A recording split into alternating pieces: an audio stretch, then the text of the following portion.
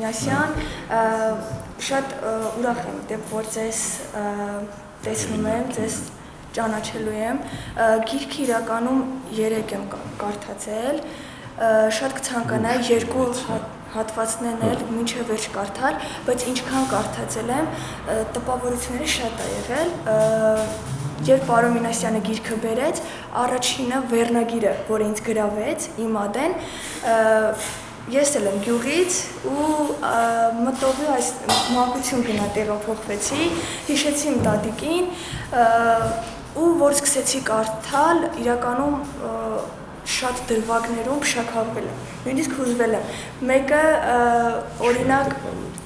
Զարիկի դրվագը, դուք ինձ թվում ավելի լավ կիմանաք, ամբողջ մարմնով սարսուռ եմ ապրել, նույնն էլ հացի հետ կապված դրվագը, ադեն և հացը, այո,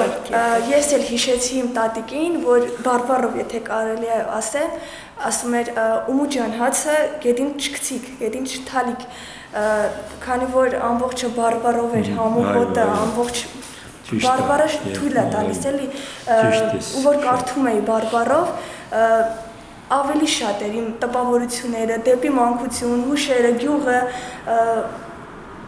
շատ հիացած եմ իրականում, շնորհավորում եմ ձեզ հաղթանակի համար, ստեղծագործության, նորանոր հաջողություններ եմ ձեզ մաղթում, անպայման բոլոր 2 գրքերն էլ մինչև վերջ կարդալու եմ, որովհետև ու հատկապես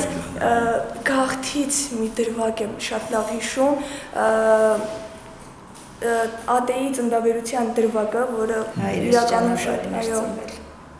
շատ տպավորիչ է, ու ամենակարևորը գիրքը մեզ առաջնորդում էր ձեր ադեի օրինակով, կյանքի բարդ ու հետաքրքիր փորձություններով, որ այդ փորձությունները ամենակարևորը պետք է հաղթահարենք հավատով, ու հավատի դրվագներ շատ կային։ Ապրես, Արմեն ջան։